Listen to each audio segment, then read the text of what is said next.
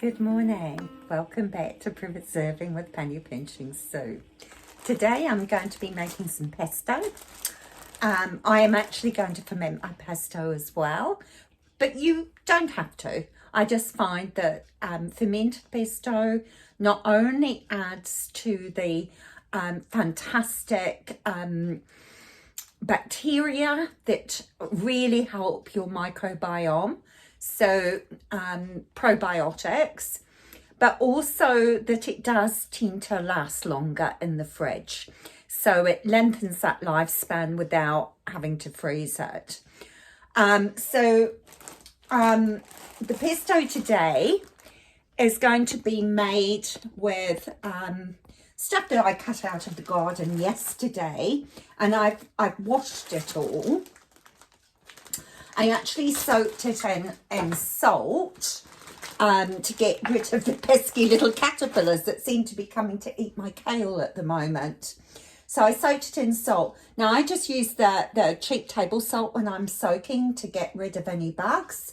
But when I'm cooking, or definitely when fermenting, I use good quality either Himalayan or Celtic sea salt. Please make sure that you do not use salt that has got fillers in it, anti-caking agents, or any iodine, because that will inhibit the fermentation process if you choose to ferment. Now, I have got here some kale. As I say, it was being eaten by the the wonderful little creatures, and I'm going to use the kale. I picked a little bit of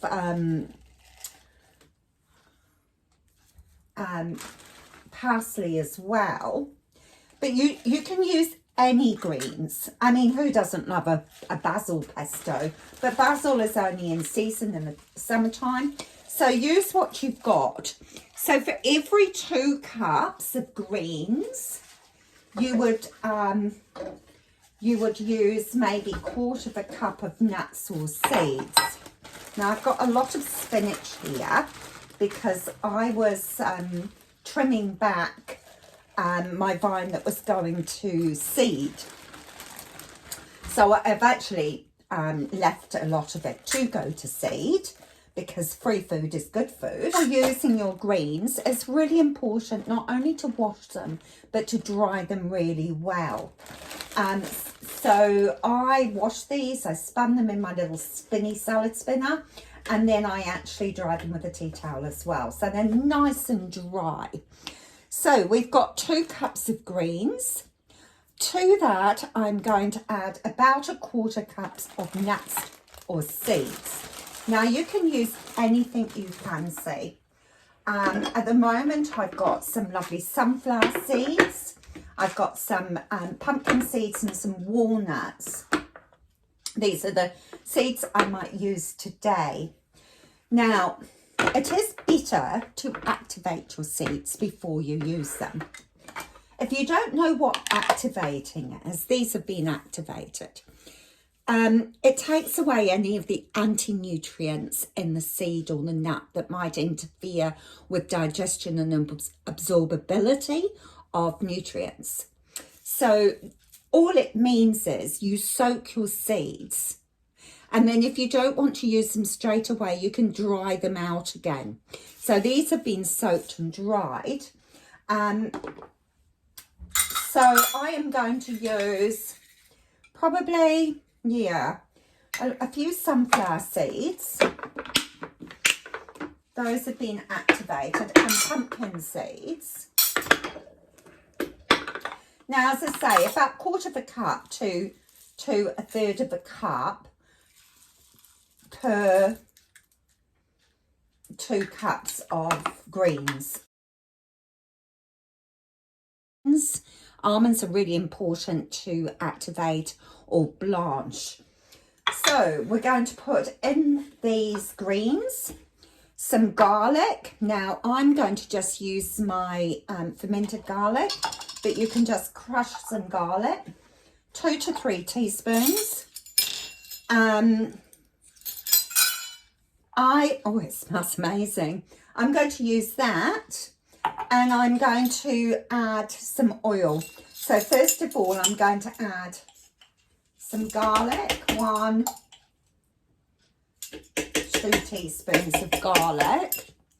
Smells amazing. I will start off by using, I'm just going to use up this last bit that's in here. Unless the oil is cold pressed, example the cold press olive oil, then beware that most oils are extracted using a chemical solvent, hexane. Then the oil is bleached and deodorized. Add to that, these seed oils are often genetically modified, especially canola and soybean, and contain high amounts of omega-6 fatty acids, which can lead to inflammation. There's a bit of a minefield out there, but we all want good health. So as always, do your own research. Processed it a bit more. Once it's the actual greens are processed, then I add the seeds, because I don't want the seeds chopping up too finely. So we'll put in, so I've doubled the quantity, so I'm going to have the 1/4 cup of those seeds and then a 1/4 cup of walnuts. Helps improve my brain power. They look like my little brains. So, I'll just process that. I'm pretty happy with that texture. So, let's put the lid on that garlic. So there we go. Now we're going to make the brine solution. So if you don't want to ferment it, then just put it in the jar with the lid on and put a little bit of oil on the top to seal it, because it lasts longer if no air gets to it, because otherwise it oxidizes. So we're now going to fill up our jars and make the salt brine solution. We're going to make the brine. For the brine, we use a good quality salt. I'm using this Celtic sea salt. We want a 2% brine. So that is 5 grams of salt to 250 mils of water. So the salt, so that's about 1 teaspoon of salt to 1 cup of water. I dissolve the salt first in hot water before I add the cool water. So give it a stir. While that's dissolving, I can be filling up my jars. Now, use any jar, just make sure it's washed and is really nice and clean. Now, I often use these jars because I like my little fermentation lid because it fits in. But it doesn't really matter. You can use any size jar and lid. So let's fill up with the pesto solution. And as I say, if you don't want to ferment it, then just add some salt and it'll be good to go with a bit of oil on the top. It's beautiful. I can smell the garlic. I can smell how amazing it is.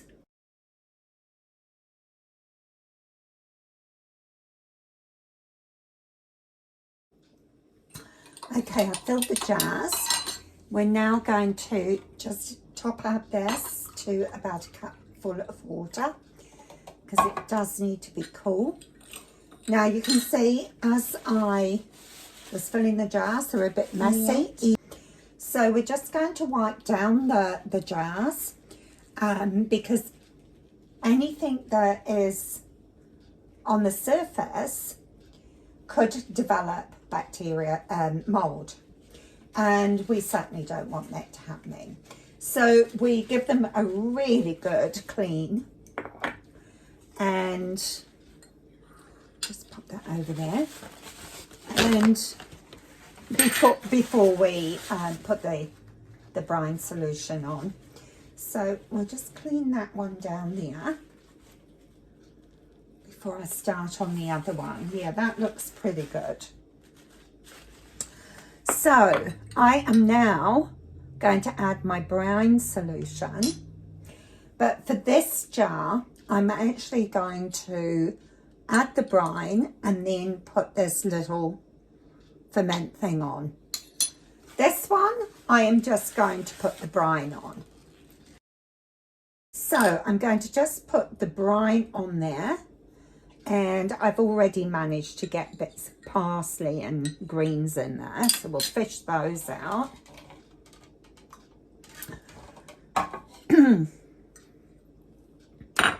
Let another stir, and anything on the floating on the top we can take out later. So we're just going to put the salt brine solution on the top like that. Okay, now this one I'm going to put the weight on because I absolutely love these weights, and it just keeps all the brine underneath. Now when you're doing this, you do need to leave a good couple of centimeters headspace, because as it ferments it will increase, it will start to bubble. So this one hasn't got the lid on, so actually as long as it's covered with the brine we should be absolutely fine. So we'll just leave it on the top and just get that underneath. Okay, there we go. So lids on, just loosely. So we put our lid on loosely, put them in a container or a saucer or some sort of vessel, just in case they overflow. So we're going to leave these on the bench now for 3 days while they ferment, and we should see them start to bubble. So we'll return to this in 3 days. Look at that, how beautiful is that? The colour is amazing. So see you soon. Right, the pesto has been fermenting on my bench top for 3 days, so let's take a look at that. Look at that. Oh wow, it smells amazing.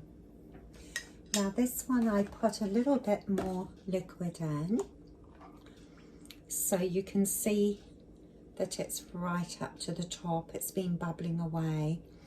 That one I'm going to leave because that one has got a lot of brine on it, so I will keep that in the fridge for a bit longer. That one should be good for at least a few weeks, so we'll clean that one up later, and we're just going to try some of this. Now when you do your pesto, if you're going to ferment it, then don't have the cheese with the ferment. You don't have to have cheese with pesto anyway, it's so delicious. You can use any kinds of nuts and seeds, any kind of greenery. But I do like feta. So what I'm going to do is I'm going to have a little piece of bread with a little bit of feta on the top, and just have a little taste of the pesto. Oh, it smells really good. I wish I could share it with you. Mmm. Mmm.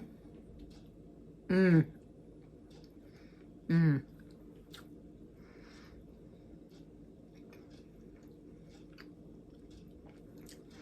That is so good, really tasty. This is the one I'll use up first. I do love the pesto in pasta. I don't eat a lot of bread, but it is quite nice on a platter or on a piece of sourdough. Anyway, that's it for me today. Have a great day. Bye for now.